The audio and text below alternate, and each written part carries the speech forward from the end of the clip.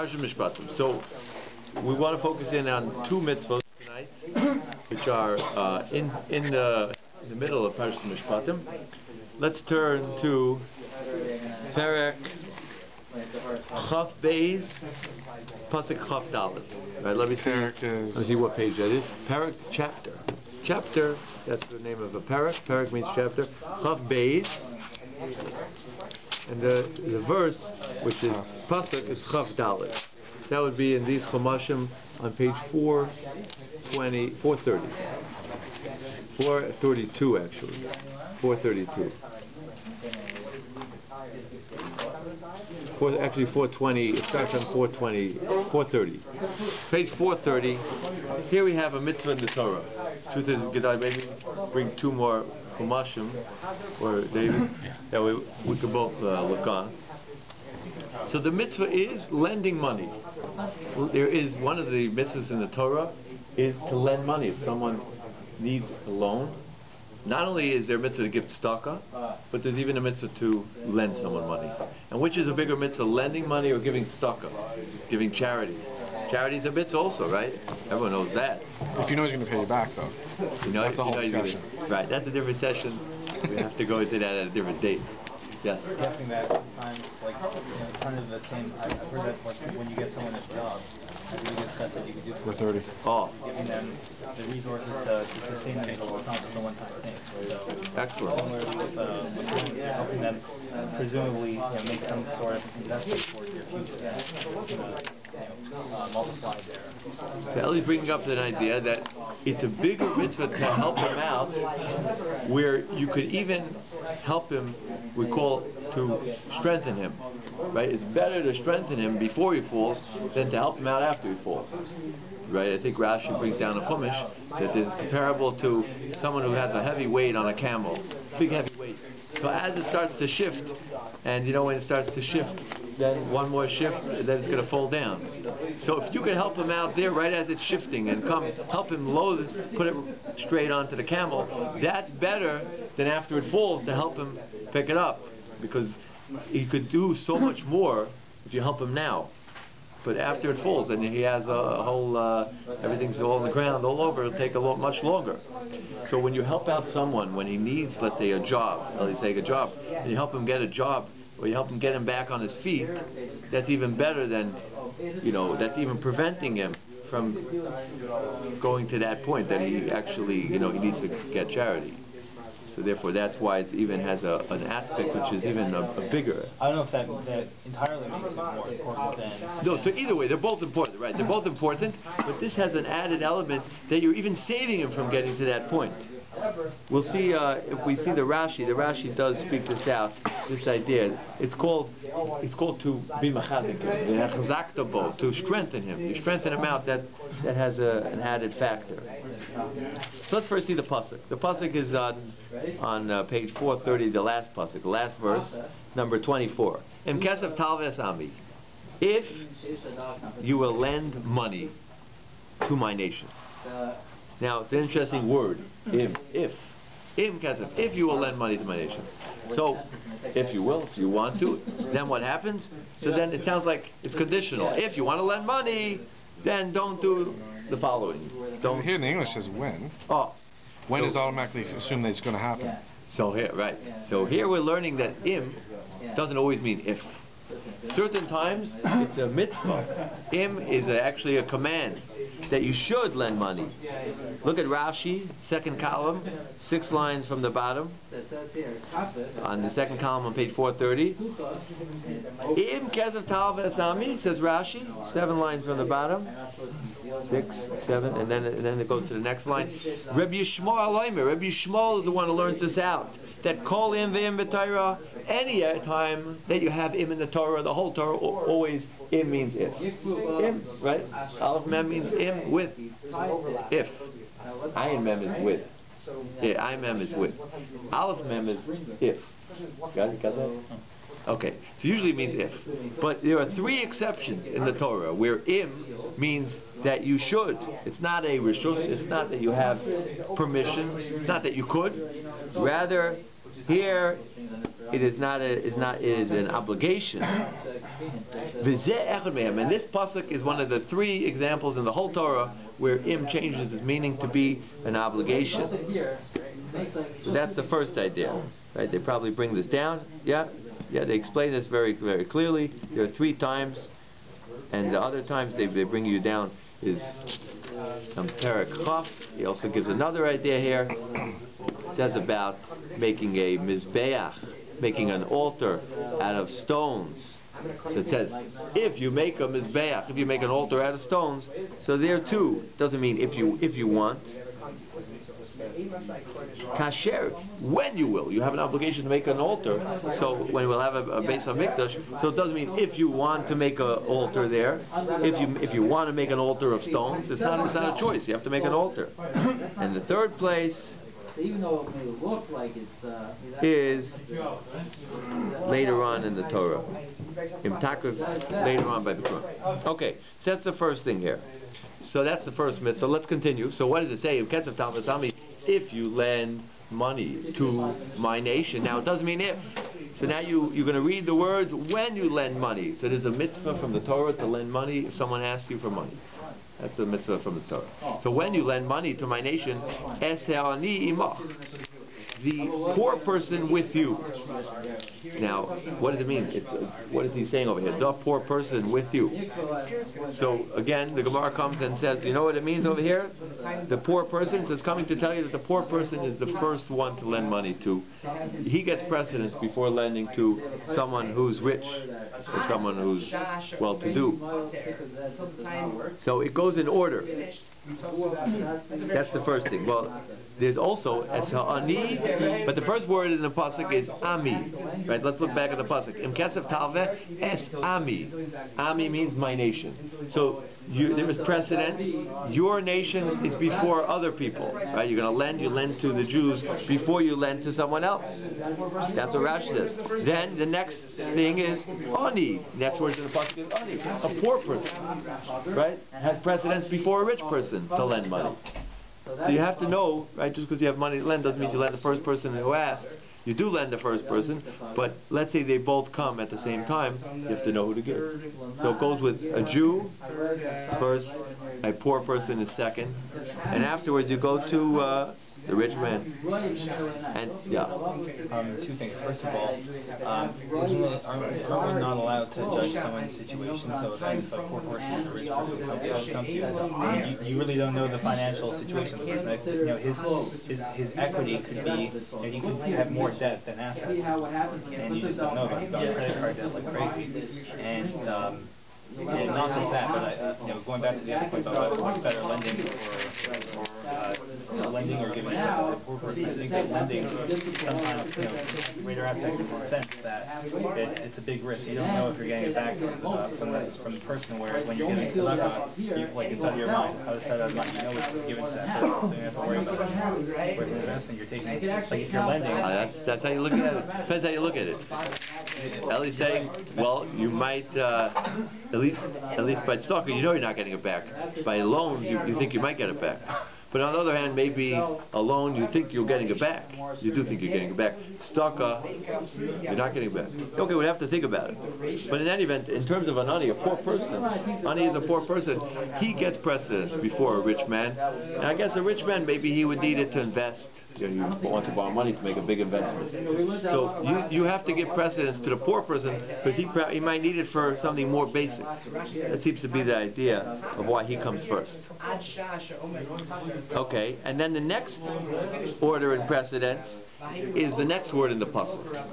Eshe'ani imach. Imach means with you. What does that mean, with you? What? No, that's the first words in the pasuk. Go back to the first words of the pasuk. Yes. Which words am I? Where do you learn out that it has to be that the order? Ami means my nation. That's first. The next thing you have to think about is ani. Is he poor or rich? The third thing you have to think about is imach. Does he live around you? Is he in your community? There's a precedent to giving the charity and to giving loans. You learn out also to giving charity, that if you give charity to your community, the poor people in your community before the poor people in a different community. Yes, that's the third thing. So each word in this pasuk is gold. Right? So far we've spoken about the im. We spoke about ami, ani, imach. Everything is learned out. So therefore we say that's the person you should try to give it to. The first person has precedence. A poor person who lives in a poor Jew who lives around you. That's first, and then it goes from there. You have to take step by step. It's interesting, actually. Rashi brings down an interesting expoundation of the words in a different light. Very interesting. He learns the words "es ha'ani imach." Doesn't mean the poor people who are among you to be the poor people, your community. He learns it to be, you should look at yourself, imach. You should look at yourself like you're a poor person. When a person comes to ask you for a loan or for charity, imach means with you. So ani imach, you should look at yourself like you're the poor person and try to have the right compassion. So that's the first part of the verse. Now let's continue. So the verse continues. Loi sihiyeh loi kenoisha. You shall not act towards him like a creditor, like someone who owes you money. And we're going to learn what that means, right? Well, here he doesn't say don't take ribbis. Ribbis means interest. You're not allowed to charge your fellow Jew interest on a loan. Now, it doesn't say here don't take interest. That is said plenty of times. It will probably be even in this parsha. But here it says don't act to him like a creditor. What does that mean? So let's see. We'll see right away an idea from Rashi. You see, the next words in the pasuk is going to say what you're saying. The next words are lo sisimon alav neshach. Don't lay interest on him. That's that idea. But this idea is a new. These words are different words.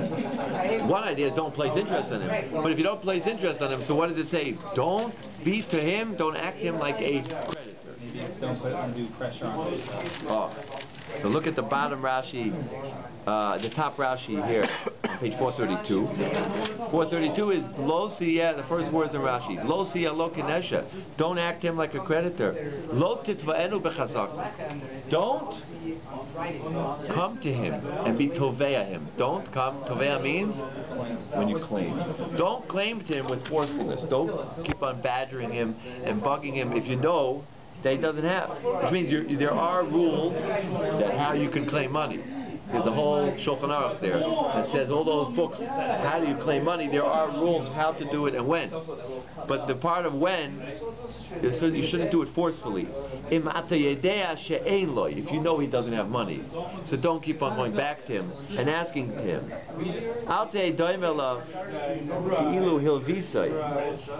And don't act to him like you lent him money.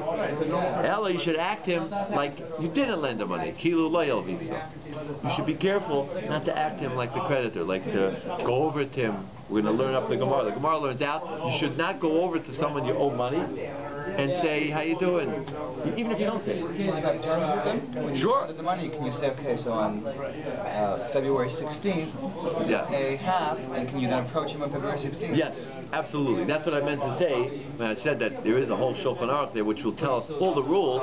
There's even all the rules of when, even if you don't specify. Let's say you lend the guy money, how long is the loan? So it says just a loan that you don't specify is 30 days. So when 30 days are up, you are allowed to go ask him for money. Not in an aggressive, forceful way like a creditor would, but our terms are up. Right. Can you pay? Do you ask when can pay, or do you go expecting payment? You could expect payment. You could expect payment. But the more of a point that the Rashi and the Gemara comes to say is here when you know he doesn't have it, and the time is up. So I believe he's saying even when the time is up. So there you shouldn't. Let's say, or you know he's he said he's waiting for the money, but you shouldn't go and even walk by him. Barler's out. You shouldn't even start, like, take a path in front of him if you know you could take another path, because you know he's going to feel bad. On the reverse angle, for his responsibility to us, does he have a responsibility to pass on? Absolutely. He is obligated to pay, that's for sure. So could I assume that even though I may think that he doesn't have money, as a responsible person, he would have put something away in that Yes. period? You could assume that, yes. But we're going to speak about evidently a certain case where something went wrong. Something went wrong. At a deeper level, I don't know where it is, you probably know it, that if a person, if they never pay you, let's say never, says Hashem will pay you, because you gave that money to that person, in some way, Hashem, you get $100, somehow you'll save $100 somewhere in your life. You wouldn't have saved otherwise. It's a whole deep Kabbalistic Zohar, right? Yeah, yeah. Hashem, Hashem takes care of all the you think you're not saving anywhere else, right? Because you think that sells you 100, but like somehow, somewhere, yeah, you just get something back. You have no idea it has anything to do with that guy. You have no idea. Right, there you go. The guy gave you 200 for your birthday instead of 100 for some reason. Okay, so that's the first idea here. Okay, this is what we're learning out from this verse. This is what this verse teaches us. And it also, they speak out over here, it's interesting, you know, they bring down from the Kli Yakar that, you know, we should look at the poor people as a gift. It's a big opportunity. We're able to give tzedakah. This is an opportunity to exercise and ourselves and get one more mitzvah. You give someone money, so we get a big reward for giving charity. So therefore he says, the giver gains more than the receiver. You give $2, you give $10, but what you get, you can't estimate. See, that's a good thing to keep in mind whenever we see a poor person. What should be the first impulse that comes to your head? Should it be, oh no, better go around the back door? Oh no, make believe I'm Dominic Shmones, right? I don't see a middle, very middle, I can't pause now. Or should it be the priceless opportunity? I get a mitzvah, which the reward of a mitzvah is forever and ever. So it's a mitzvah to loan money to your fellow Jew. Yes. Now, it's a mitzvah to loan money to your fellow Jew who is poor in your community. If that person is legitimately unable to pay it back and you behaved appropriately, is that then considered tzedakah, and you get the mitzvah for giving charity? And if he doesn't have money to like even pay, like, and he's using it for like his basic needs, it could go into charity if he doesn't have like money to pay for food or rent, which is the only reason why he doesn't pay back on his. So then it could even turn into charity. Could you from the other stuff that could you use it as? Could you use your Meiser money? Could be. Yeah, could be. Even though you didn't have das to do it at the time? Yeah, so you're changing it. Right, what Jason's saying, you could change the way you allocated it, and now it's turning into tzedakah, it's turning into charity. You get both mitzvahs. Yeah, so you got the mitzvah of loaning when you loan them, and now it could turn into charity if you don't have. So let's turn to the bottom of the page here, what it says here, or the top of the page. It says, this is the mitzvah. This mitzvah that we just read in the Chumash, it translates itself into a mitzvah that the chinuch counts. Right? We spoke out that there's someone who chinuch, and the Rambam, everyone counted up to 613 mitzvahs. Because you got to know the count. You got to know what's a mitzvah, what's not. So the chinuch, he counted, and number 67, mitzvah number Samach Zayin, was the following mitzvah. Look inside your paper on the top. Here. Now you can look over here, because I have another. You can turn it over if you want to write also. Same paper if you want to write notes. So look how he writes here what the mitzvah is. Shelo nitzvah chov me'ani.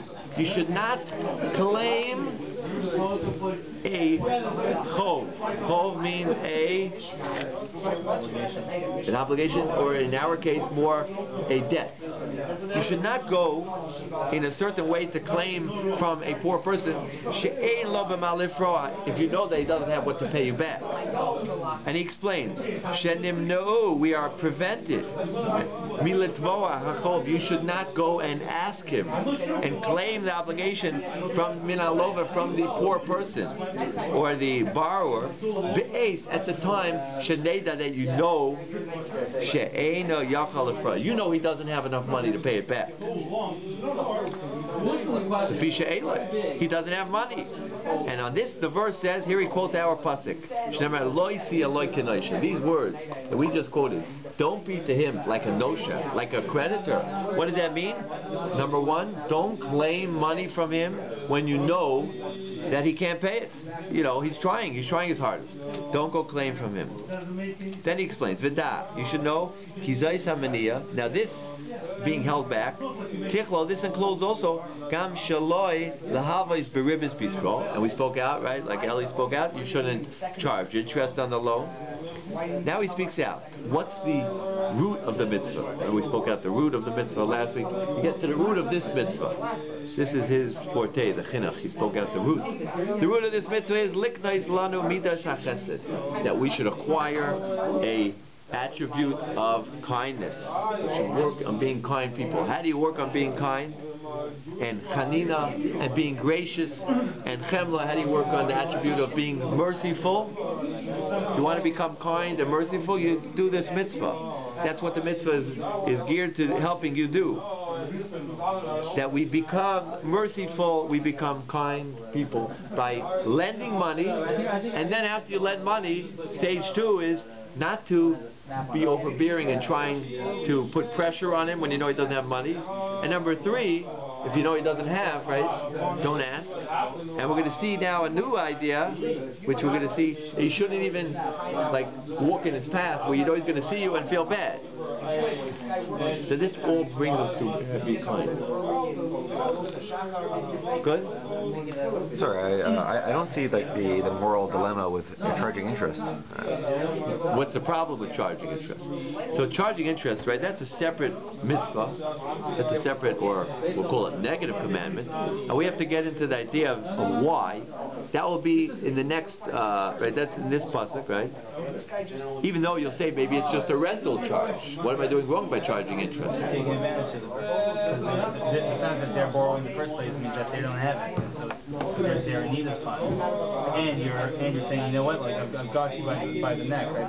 Like a reasonable amount of You're interest. lending to a rich person. Sorry? But you're lending to a rich person. So ideally you lend to a poor person, but there's a rich person who's saying, hey, look, I want to open up a new business. Yeah, or buy a I house. borrow $50,000, and then this person can take his $50,000 and go and make $150,000. Yeah, your money, when you lend it out, you're not able to make money off your money. So you can't use it for your own use. So, And it's costing you money to lend out this money. so it's true. So you should be compensated somehow. It's a good question. So I'll tell you one idea that Reb Chaim Shmulevitz says. Reb Chaim Shmulevitz, he writes that there's a mitzvah we see here to lend out money. That's the base mitzvah. The base mitzvah is, right, just like you have a mitzvah to give charity, the mitzvah to lend money. So he says you should always try to do mitzvahs pure, without any ulterior motives. And you should stay away from any additional reasons why you do a mitzvah, right? Let's say you're going to learn Torah, so you might think, oh, you know why I'm going to learn Torah now? Because I want him to see me learning Torah. Or you want to give charities, you want to be looked at like a generous person, so you'll give, you'll pledge a lot of money, but you're doing it for maybe the wrong reasons. So he says you should always try to do the mitzvahs purely, and the mitzvah of lending money, we want to keep it pure without any additional reasons and incentives why he'll be giving the money. So he might lend money, but it won't be pure. It won't be for the mitzvah alone, for the idea that Hashem commanded me. It won't be just, mitzvah's tavsa. Mitzvah means I'm with Hashem. I'm doing this together with Hashem. I'm trying to be together with Him. Here it will be a little bit, you'll be thinking for your own motives. You're thinking, I'll lend someone, $500,000. You know how much interest I'll get on that? You can make a lot of money. So it might turn ulterior motives in with the mitzvah, and will take away from the pureness and the right how pure it is in just being the mitzvah in that form. That's the idea that Chaim Shmulevitz brings down. Different says that's why the Torah says don't charge interest. Do the loan just for the loan, just for the mitzvah, without any ulterior interest. And every mitzvah you should do without any other reasons, because the real thing you should do is the mitzvah should be for Hashem, just because Hashem commanded. If you charge interest, so what it will be is, if you charge interest, you might get a mitzvah for a loan, but you'll be transgressing a negative commandment of charging interest. So why is that a problem though? Based on what I'm saying. No, why is that a problem? So I'm telling you why the Torah.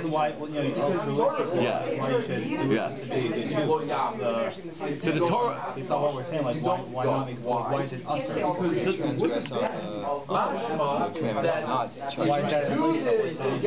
So I'm saying here the idea is that the Torah wants each mitzvah you do should be pure. It shouldn't be done with altruistic gain, and therefore you might be doing the mitzvah for other reasons. You might be having in mind, I'm going to lend him, it's a mitzvah, and I'll make another $1,000. That will push you, and that will be also part of your intentions why you're doing it. That's called not purely for the sake of the mitzvah. Partially, and therefore you should make it usher. So this is the root. This is what Rabbi Chaim Shmulevitz writes. It's the root. We can look into it more, but that's what he says. Well, maybe next week we'll go into it more. It would crumble the banking systems if this was. Well, and how do banks in Israel operate? They charge lots of interest. Lots of interest. Yeah. So now there are. So it depends. There are purely Jew-owned banks. So you have to know there are certain ways that you could do the agreement. Maybe if it won't be just a loan, maybe there's certain ways that you could make the deal, and it would be different. But this is right. It's interesting because in the last 2,000 years, a lot of the Christians charge the Jews more interest than their own fellow goyim. It's almost like a measure for measure something going on there. What's going on there? Why are they charging Jews more than the average non-Jew? They did in Europe. It's interesting. You should know also that in Europe a lot of Jews were money lenders. Yeah, but that's all they could do. They were money lenders. So that's all they're allowed to do. Non-Jews. It could be to everyone. What's the differentiation between a loan, a mitzvah loan, meaning the person needs your help, they're asking you for money, and something like a business transaction is legitimate and so could be right. Could be an investment is different, right? Yeah, that would be different. But again, a loan, right? But a loan, sense of a loan, pure loan is different. Hashem also says for charity. I don't know where it is in the Torah, but Hashem says, "Test me. You give to charity, test me. I'll show you. I'll reward you." Yeah. So if you have this ulterior motive, I didn't even get interest, even what you're saying, right? Hashem says, "Test me. I'll show you how much I'll bless you." Yeah. Just for the sake of doing the mitzvah. Even if you thinking, I'm going to give too much money away, I'm going to have problems. Hashem says, who gives you the money anyway? Even when you buy Israeli bonds, and it's going to the state of Israel. Yeah. They give you interest. Yeah. No. So we're going to have to take a special. We'd have to go into that. That's a whole separate topic. How they do it. Yeah. And what about it doesn't belong to them. I just happen to be like a gatekeeper of it in this world. It's a whole different discussion. So, like when they, that is their business. So when they've got their branding, they're called like 5-star. So that's they have blind, they have whatever. It's a little different than the bank because that's like the full intention. This is like the branding purposes. You can't just change the rules for part of the people, for the Jewish constituents, and then have different standards, and then charge up hike rates up for the non-Jewish. Yeah. So it's a good. We'll have to look into this. So there's a problem in Israel. Yeah. You have to before you go to a bank. You have to know which bank it is and how they do it. There is a way. There is a certain agreement, a certain shtar document in which you could make it into a different form, not just a loan. Maybe that would change things. You lived in Israel, right? Yeah. So how did you do it? I didn't do any business. You didn't? Really? I was learning Torah. No credit card? No credit cards. I had But a, if it was, debit card. That's all I had. If you did have a credit card, you have it from a non-Jew. That's okay. Yeah. But in your account, you're getting interest from the bank for your debit. But I had like the Bank Door. You know, Bank Door is the national bank from the government. So it wasn't. I don't even know if I got interest on that. This is the last time you got paid interest on your basic bank account. Well, you got No, this is like 1%. No, but this is like the government bank. So So you should actually search out a non-Jew to charge you interest at a bank, then go to a Jewish guy. They're all Jews. They're all Jews. Like, wait, you get from an Arab there? Yeah, You're like Christian Fundamental Baptist credit line in like There aren't too Haifa. many of those. Now, I just want to show you this idea of not walking in front of someone who lends you money. So, by the way, that line that we're up to here, which starts Misha Rashi HaMitzvah, right? It's the fourth line from the top. The root of the mitzvah is Liknais Lanu Midas HaChemla, right? Let's go back to the sheet. That we want to get a kind heart and be full of compassion. Now look at the next words. And when we will establish this attribute to be part of us, Kavua is part of us, then we will be fit and we will be Roy, right? That will be coming to us L'Kabbalas HaToiva. We will be fit for getting toiv. Good. We will be Roy. What?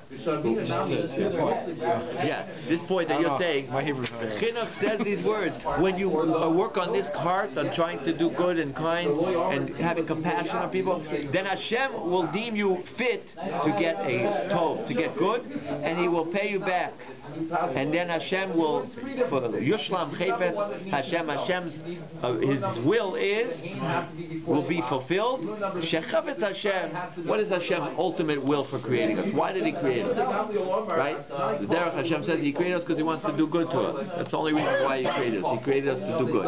How did He do that? In such a form that we'll do mitzvos and we'll get olam haba in the next world. That's the whole idea. Basically, in a nutshell, we're created to do mitzvos, and then in the next world we'll get the ultimate reward because He wants to do good. So here too He says He wants us to do good, and He wants to do good to us in this world and in the next. And if we pay this, if we do this loan and we do it in the right way, you get payback. B'olam hazeh u'b'olam haba, this world and the next world. Now look at the next words. Umidini mitzvah. The laws of this mitzvah. What our great rabbi said, of blessed memory. How do you know that if you lend money to someone else, money, you lend them $100. Lend them $100. And you know that he doesn't have the money to pay up. You're not allowed to walk in front of him. You can't take the path, in front of him. Assuming, if there's no other door to exit, you're allowed to go out that door. But let's say there's two exits, and the guy's standing by the door. You shouldn't walk on that path. You should rather take that path. Because of this verse, lo, you shall not be to him, kinoisha, like a creditor. What do you mean you shouldn't be to him like a creditor? You shouldn't act him like a creditor, and you shouldn't walk by him, because then he will be reminded of, hey, I don't have the money to pay him back. He's doing his utmost. As long as he's doing his utmost to try to make the money back, he's trying to find the money. He's trying to, but he can't. He said it's going to be a little while. It'd be interesting, yeah. If you work for a collection agency and you're Jewish, and I'm calling this guy Bernstein. Next call. I'm not calling him. Like, you know what I mean? Like, you're like, okay. Yeah. Breaking something. Smith. Okay, I'll call him. So it depends. Like if you're allowed to ask him for the money, you're allowed to, and you have to make sure that he's doing his utmost to get it. But after that, if you know it's going to take him a month, so he says you shouldn't pass in front of him, and in a different, it brings down on the bottom, or you shouldn't pass by his house. Take you go through two paths. You might see him. You might walk out of his house. Don't walk by the house. But to get this mitzvah in its purest, it would be like lending a family member who is poor money who live with you in your house and you can't go home. No, so that was just precedence. That was just forms of precedence. Who gets first choice? If you have 5 people to lend, so you lend the ani imach, the Jew who lives around you, who's poor. That would be precedent. But if you find a rich man who needs a loan, right? The guy wants to buy a house. He needs $562,000, to buy a house. So if you lend a rich man money, you also get the mitzvah. And even if he lives in Israel, you get the mitzvah. Right, this just forms the precedence, who to give first.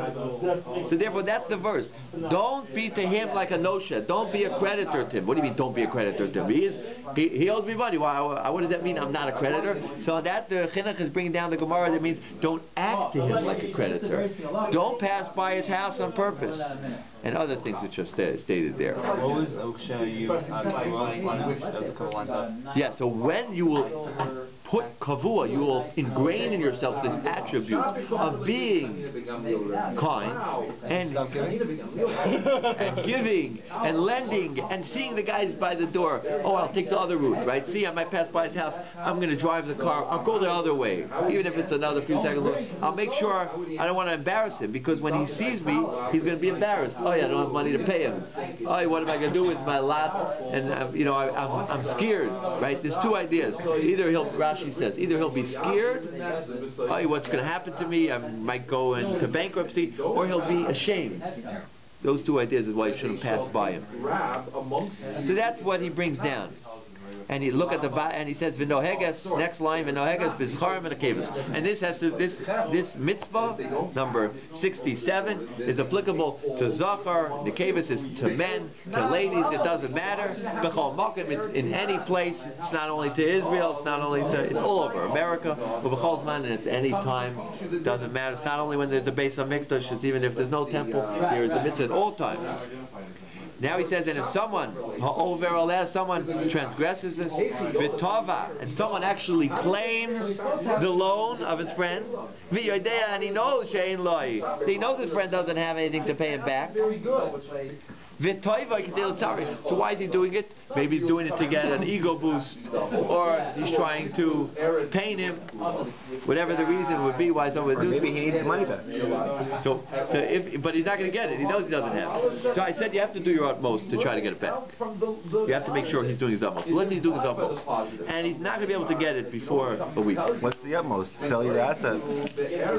That's the utmost. So he has to do whatever, right? So he has to do whatever he can do. But let's say he's not going to sell his bed, but he hopes to be getting money in a week.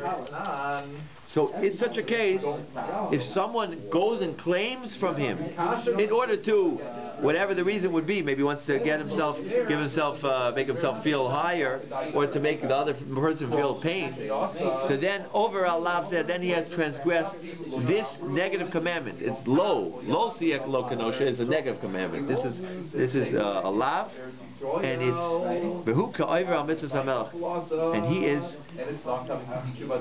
I don't even know why he's saying these last words. It's like he's transgressing on the command of the king. To think about these words, he is actually transgressing on the command of the king. I'm not sure why he says it's like.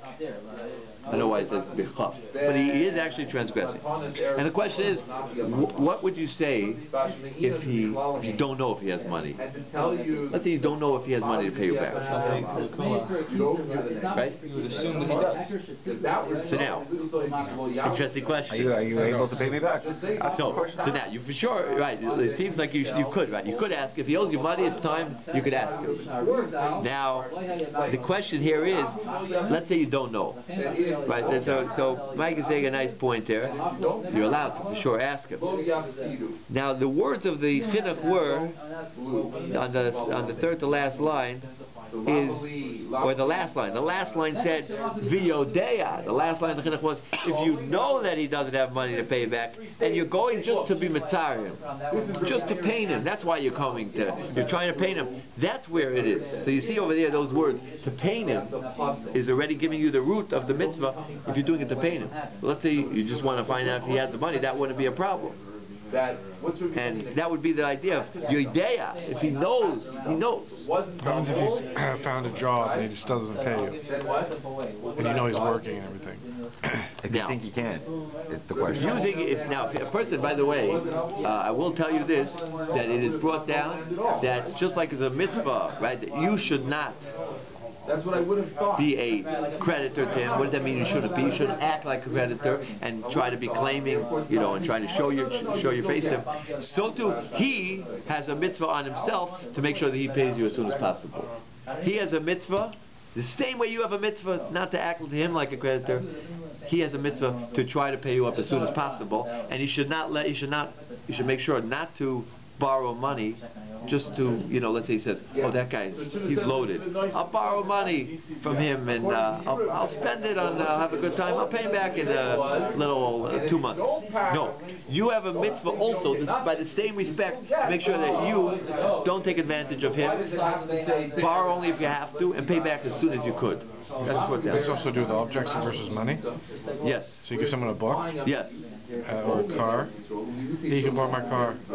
You need to put a time on it. Yes. Or a week. And he didn't give you it back. Do you keep, obviously it's a car. Yeah. Like anything, any object. Yeah. Because it's of value. Yeah. Right? Some people, we all have had in our lives, you give someone a book and they didn't see it for like 6 months. Yeah. So then you could ask him. Yeah, then you could ask him. Yeah. Good? Is there a problem? So I borrowed money from a Jew who is charging me interest. Yeah. I have to pay this person interest. I'm clear? So it's a big problem, right? What he charged you, see, it's a big problem to be even a witness on such a loan, because the witness is also helping the loan come through. Right? All this is helping out. It's called lifnei iver. You cannot help someone transgress the Torah. So it's so what's your question? So there's a Jew that I borrow money from to buy my house. And Torah Shmara, it's 3% interest, 5% interest, whatever it is. You want the money? Yes or no? So I'm obligated to say no. So we have to look into it exactly if someone is desperate, if something depends what would be. Under ordinary circumstances, one cannot take interest. Like any mitzvah in the Torah, you can't do it. You can call it something else, the interest. You can call it gratuity. You can call it. You don't have to. So that's why I said we have to look into this idea of halacha to see exactly how the details would be. Okay, so let's stop for Marav.